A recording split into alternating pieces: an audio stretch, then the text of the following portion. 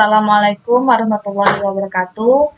Saya Berliani dengan NIM 8040190295, kelas 05 PS6.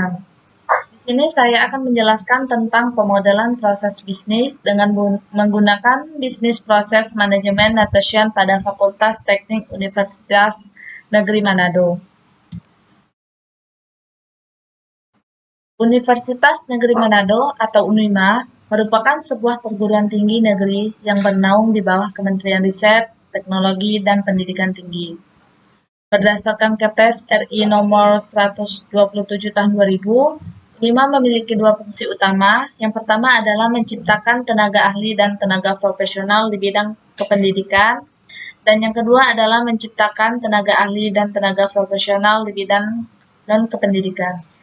Sebagai salah satu fakultas yang memberikan pelayanan pendidikan di UNIMA, fakultas ini juga bertanggung jawab untuk memberikan pelayanan pendidikan guna menciptakan tenaga ahli dan tenaga profesional di bidang pendidikan maupun non-pendidikan.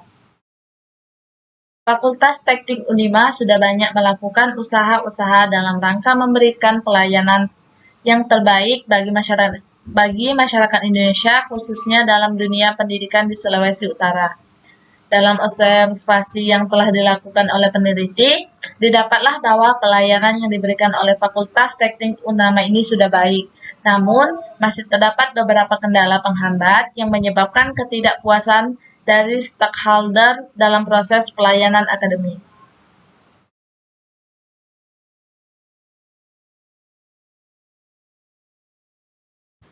Proses bisnis adalah aktivitas-aktivitas yang diatur dan terkoordinasi satu dengan yang lainnya pada lingkungan organisasi dan menjadi pedoman bagi organisasi dalam menjalankan proses sehari-hari untuk mencapai tujuan bisnis, organisasi, atau perusahaan tersebut, serta dapat memudahkan terjadinya pertukaran informasi jika sewaktu-waktu perusahaan merencanakan pengembangan sistem yang berbasis teknologi informasi. Adapun tahap-tahap dalam proses bisnis ini menurut Westcase yang dapat dilihat pada gambar 1 yang dimulai dengan tahap desain, configuration, enhancement, dan evaluation yang semuanya bertanggung jawab pada proses administrasi dan stakeholder dari organisasi. Tahap-tahap dalam proses bisnis ini berbentuk sebuah siklus sampai proses bisnis itu sempurna dan sesuai dengan situasi dan waktu penggunaan proses bisnis ini dapat berjalan dengan semestinya. Ini contoh gambar bisnis proses level cell. Pemodelan proses bisnis ini merupakan suatu konsep yang digambarkan dalam bentuk diagram yang mewakili urutan kegiatan yang berfokus pada proses dan tindakan. Sehingga melalui proses yang dilaksanakan, maka hasil yang dicapai bisa selaras dengan target yang ditetapkan. Dalam memodelkan proses bisnis ini, kita bisa menggunakan Business Process Modeling Notation atau BPMN seperti pada penelitian yang telah dilakukan sebelumnya. BPMN ini merupakan suatu standar untuk memodelkan proses bisnis yang dapat diterima di seluruh dunia dengan tujuan untuk mendukung manajemen proses bisnis baik untuk pengguna teknis maupun untuk pengguna bisnis. Pemodelan proses bisnis ini dengan BPMN juga dapat memberikan gambaran yang sangat jelas mengenai proses bisnis yang terjadi dan hubungan antara tiap unit atau bagian bisa digambarkan dengan lebih spesifik. Business Process Modeling Notation. Metode perancangan proses bisnis yang digunakan dalam penelitian ini adalah proses Business Modeling Notation dengan menggunakan software Bizagi. Dalam metode pemodelan proses bisnis ini menggunakan BPMN, terdapat 4 elemen yang dapat digunakan beserta dengan beberapa notasi yang menjadi bagian dari masing-masing elemen. Elemen dan notasi yang digunakan dapat dilihat pada tabel 1 ini. Yang pertama ada swimlane, yang kedua ada connecting object, dan yang ketiga ada artifact, keempat ada flow object. Swimlane ini merupakan mekanisme untuk mengatur dan memisahkan peran atau pengguna atau penanggung jawab dari suatu proses. Notasi dari elemen Swimland adalah notasi pool yang digunakan dalam menggambarkan kontainer dari suatu proses, dan notasi land yang digunakan untuk menggambarkan atau menjelaskan partisi dari suatu proses yang menunjukkan suborganisasi, jabatan, peran, atau penanggung jawab. Simbol atau notasi pool dan land yang digunakan sebagai elemen Swimland dapat dilihat pada tabel 2. Ini contoh gambar tabelnya. Selanjutnya, connecting. Objek connecting object merupakan konektor dari objek yang mengalir pada suatu proses. Notasi dari elemen-elemen connecting object berikut. Yang pertama ada notasi sequence flow yang digunakan untuk menggambarkan konektor yang menghubungkan antar objek yang mengalir dalam suatu proses atau satu pool. Yang kedua ada notasi message flow. Ini berguna untuk menggambarkan konektor yang menghubungkan antara objek dengan yang mengalir antar proses atau beda full. Dan yang terakhir ada notasi association, yaitu konektor yang menghubungkan objek yang mengalir ke artifact, simbol atau notasi sequence flow, message flow, dan association yang digunakan sebagai elemen Swimland dapat dilihat pada tabel 3. Di sini ada contoh tabelnya, contoh tabel notasi pada connecting object. Selanjutnya, artifact. Artifact adalah informasi tambahan dalam suatu proses. Notasi dari elemen artifact yaitu sebagai berikut. 1. Notasi annotation yang digunakan untuk memberikan penjelasan dari suatu objek yang mengalir. Yang kedua, ada notasi group yang digunakan untuk menggambarkan pengelompokan dari beberapa objek. Dan yang ketiga, ada notasi data objek yang digunakan untuk menggambarkan file dan dokumen yang digunakan dan dihasilkan oleh suatu aktivitasnya. Dan yang terakhir ada notasi data. Ada notasi data store yang berguna untuk menggambarkan sistem dan aplikasi yang digunakan dan dihasilkan oleh suatu aktivitas. Simbol atau notasi annotation, group, data object, dan data store yang digunakan sebagai notasi pada elemen Swimland dapat dilihat pada tabel 4 di bawah ini. Ini ada contoh tabel dari notasi pada artifact. Selanjutnya ada flow object. Flow object adalah objek yang mengalir pada suatu proses. Notasi dari elemen flow object yaitu sebagai berikut. Yang pertama, notasi event. Notasi event ini yang menggambarkan suatu kejadian dari sifatnya pasif. Dan yang kedua ada notasi activities yang digunakan untuk menggambarkan kegiatan yang secara efektif dilakukan. Ketiga ada notasi gateway yang digunakan sebagai pemecah dari beberapa aktivitas. Simbol atau notasi event, activities, data object, dan gateway yang digunakan sebagai notasi pada elemen flow object dapat dilihat pada tabel 5. Yang di bawah ini ada contoh notasi pada flow object. Di sini ada nama notasi dan notasinya. Selanjutnya yaitu pemodelan proses bisnis.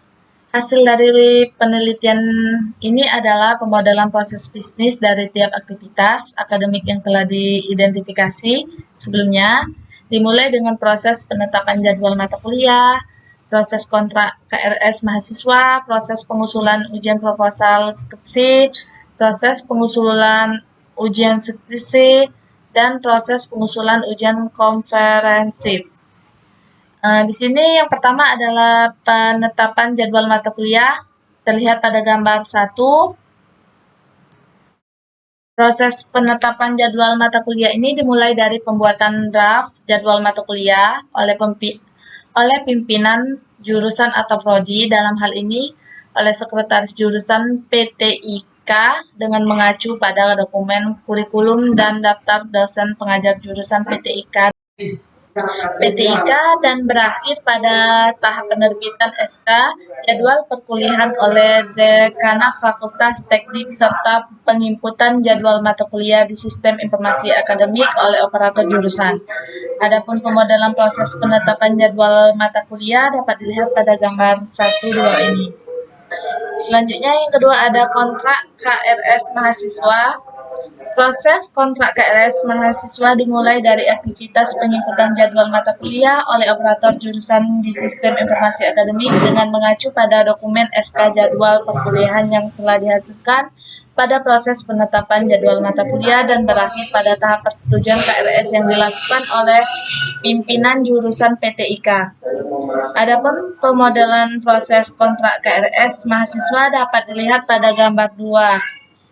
Ini ada contoh gambar pemodelan proses bisnis kontrak KRS pada mahasiswa.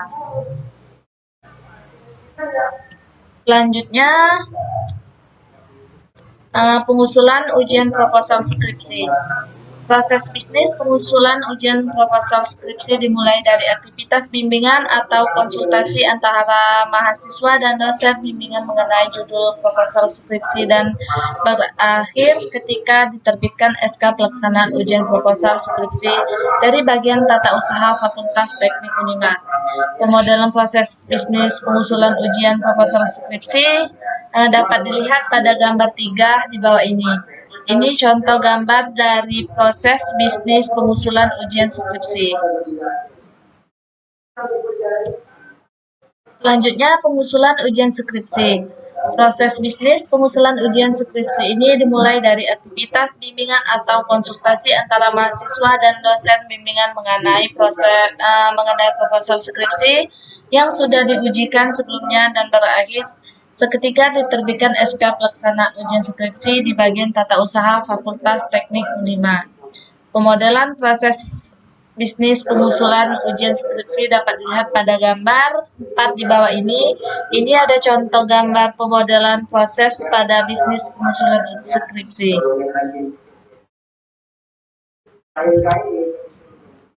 Selanjutnya pengusulan ujian komprehensif, yaitu proses bisnis pengusulan ujian komprehensif dimulai dari aktivitas bimbingan atau konsultasi antara mahasiswa dan dosen pembimbing mengenai skripsi yang sudah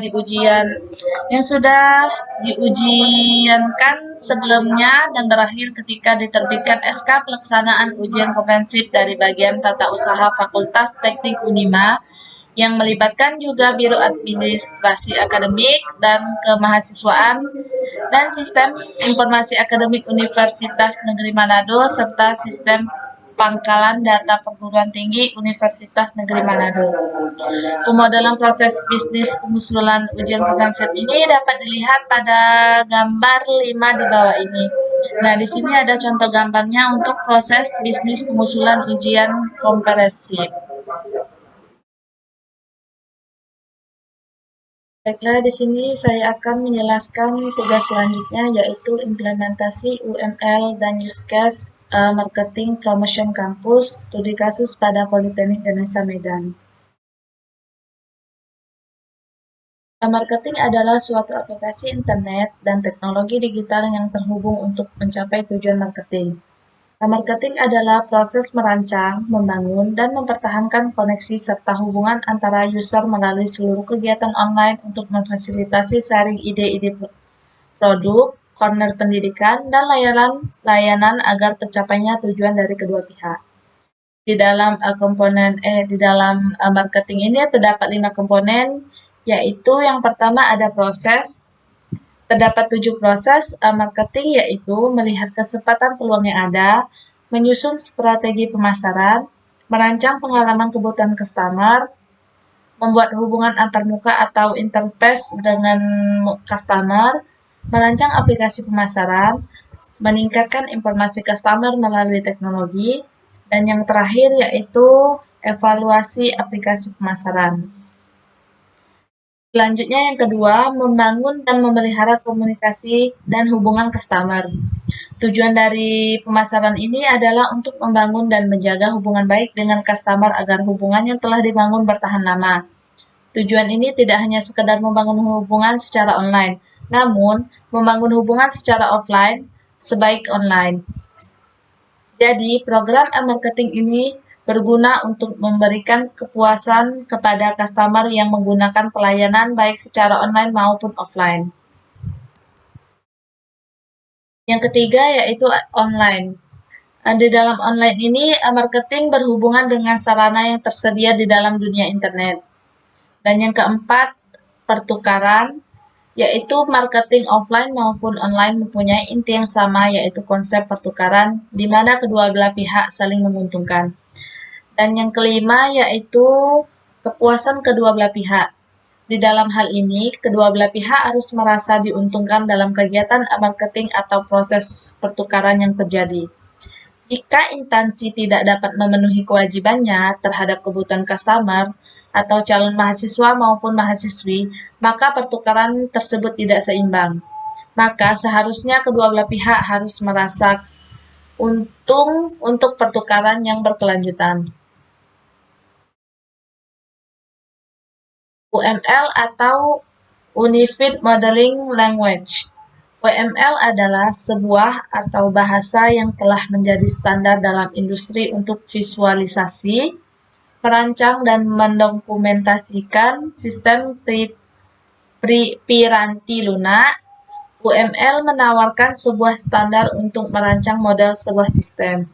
Dengan menggunakan UML, kita dapat membuat model untuk semua jenis aplikasi software, di mana aplikasi tersebut dapat berjalan pada hardware, sistem operasi dan jaringan apapun, serta ditulis dalam bahasa pemrograman apapun.